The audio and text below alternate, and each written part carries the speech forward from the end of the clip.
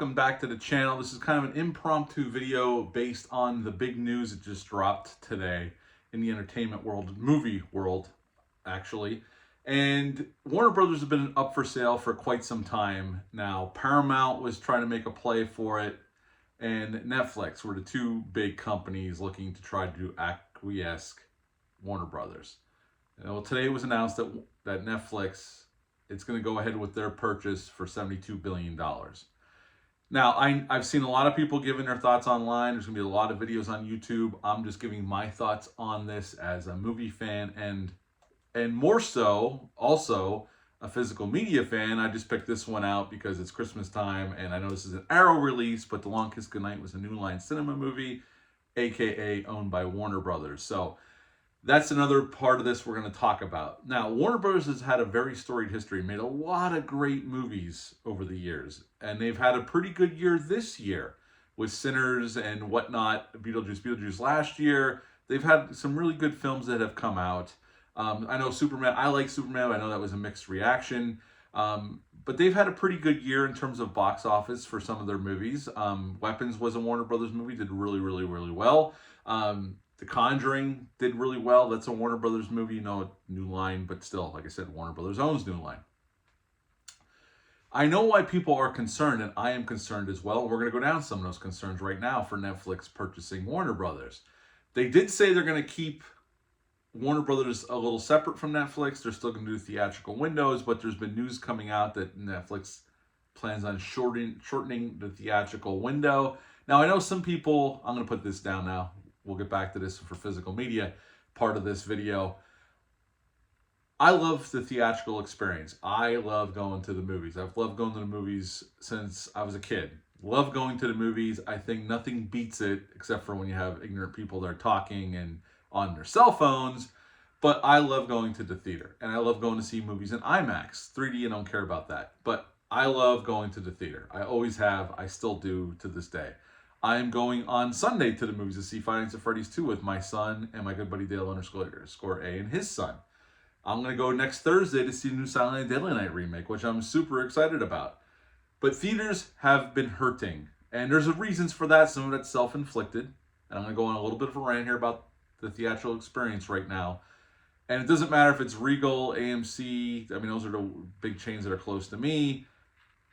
First of all, the prices for concessions have gotten out of hand. Even I'm a member of Regal, and the prices, I get a 10% discount, and the prices are still out of hand for a soda and a popcorn.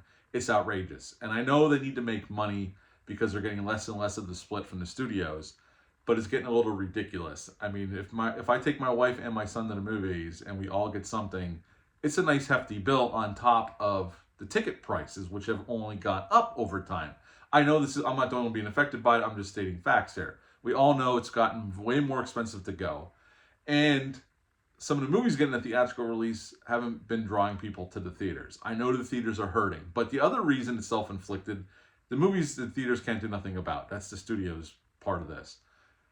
The trailers, the amount of trailers and commercials before a movie starts. The showtime might be 7, but you're lucky if that movie starts by 7:40. That's how many trailers, and I love trailers, don't get me wrong. But I don't need 10 trailers. I don't need 11 trailers. And I don't need 20 minutes of commercials. I know you're trying to make money. But when their start time of the movie is supposed to be 7 and the movie's not starting until 7:40, this has happened to me, by the way, at my Regal that I go to. It's just utterly ridiculous, and I can see why people are stopped going to the theater. If I want to watch freaking commercials, I'll watch movie on regular TV, which I don't do, but I don't want to go to the theater and sit through a bunch of commercials either. It's different if the movie was starting like 15 minutes after the show time's listed. You could show trailer or commercials leading up to when the trailers start, have 4 or 5 trailers, and let's get into the goddamn movie. What they're doing now is driving people away, and hopefully they'll change that. But end of rant there. So theaters are hurting. We all know this. My theater where I live closed down back in the last summer. Unfortunately, I could be in the movie theater in 5 minutes. I loved it, and now it's gone. And now I got to drive a little further. It's not that far, but it's a little further for me to go. So theaters are hurting. We all know this. And then with the strikes and that, Hollywood's hurting in general, but it's all, again, some of that's self-inflicted. So let's get on to this, the worry of Netflix buying Warner Brothers. Well, there's already rumors or word out there that they're looking to shorten the theatrical window. They're still going to do theatrical movies, but they're going to shorten the window. That's not helping theaters at all. We all know this, that the little experiment during COVID killed theaters, and then after COVID, with some movies going streaming like a week or two later after it's the theaters, it's not helping at all. And I'd rather see it in the theaters. I know a lot of people like the convenience. You hit a button, it's on your TV. But still, to me, I want to see these movies in the theaters, and you're not doing the presentation of the movies. The best way to see a movie still to this day is on the big screen. No matter how big of a screen you have at home, you can't replicate that quite yet. You can get close to it. I have some friends with some really kick-ass home theaters. You can get close to it, but still, especially IMAX, you can't replicate that at home. Now, Netflix buying Warner Brothers. While I am worried about this as well, Warner Brothers is a very storied studio, has a ton of great movies over the years. Netflix pours a lot of money in their content, and most of it's trash. And it's mostly garbage. Their movies are mostly shit. Their TV shows are mostly shit, except for a handful that I do enjoy. But for the most part, I'm about ready to cancel my Netflix subscription because I just don't think it's worth the dollar I pay for it. They keep raising their monthly rate, and I think the content's getting shittier and shittier by the year. Not that it's been great since the beginning, but once in a while you get a nugget of gold. But for every Frankenstein you get 50 other movies that absolutely suck, and they were written by amateurs and directed by people that shouldn't probably be directing movies that cost $100 million. I mean, I sit down and watch some of these movies because my wife's interested. She thinks it looks interesting, and it's total dog shit. Like, I don't know how they talk Netflix into giving them $100 million to make a movie. So their quality, they have a major quality control problem at Netflix. And I am worried, not that Warner Brothers is knocking it out of the park every time they release a movie, because it's obviously not the case.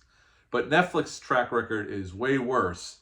And obviously, I don't know who they have reading scripts over there, but they're just greenlighting every piece of shit they get.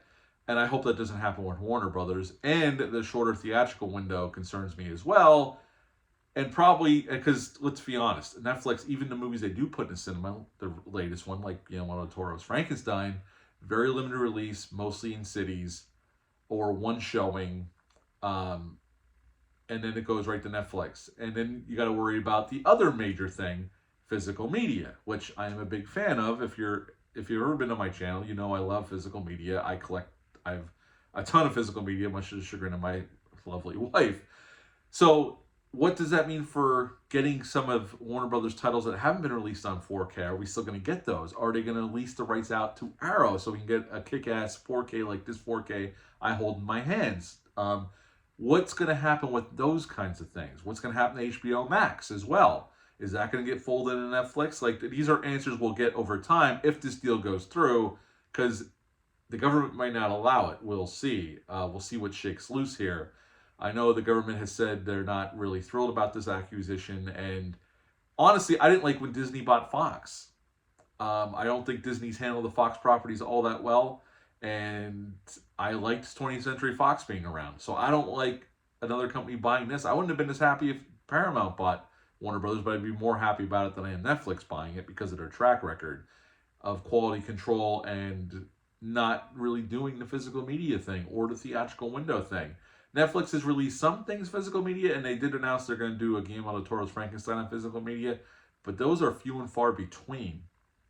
So what does this mean going forward? I think as a movie fan, as myself and a lot of you out there, I think there is reason to be concerned a little bit about this acquisition if it goes through.